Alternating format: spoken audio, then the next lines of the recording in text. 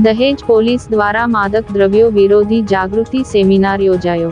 આગામી 26 જૂનના રોજ ઉજવવામાં આવનાર માદક દ્રવ્યોના દુરુપયોગ અને ગેરકાયદેસર તસ્કરી વિરોધી આંતરરાષ્ટ્રીય દિવસ નિમિત્તે દહેજ પોલીસ સ્ટેશન દ્વારા એક પ્રશંસનીય પહેલ કરવામાં આવી છે।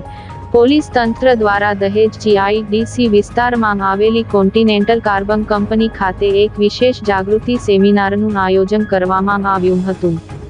આ સેમિનારનો મુખ્ય ઉદ્દેશ્ય સમાજમાં ખાસ કરીને યુવાધનમાં વધતા જતા માદક દ્રવ્યોના દૂષણ સામે વ્યાપક જનજાગૃતિ ફેલાવવાનો અને લોકોને નશામુક્તિ તરફ પ્રેરિત કરવાનો હતો।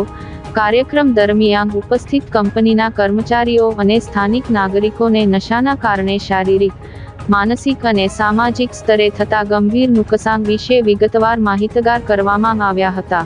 સાથે જ એક સ્વસ્થ અને નશામુક્ત સમાજના નિર્માણ માટે નાગરિકોની ભૂમિકા અંગે જરૂરી માર્ગદર્શન પૂરું પાડવામાં આવ્યું હતું। ઉલ્લેખનીય છે કે સંયુક્ત રાષ્ટ્ર દ્વારા દર વર્ષે 26 જૂનને international day against drug abuse and illicit trafficking તરીકે મનાવવામાં આવે છે।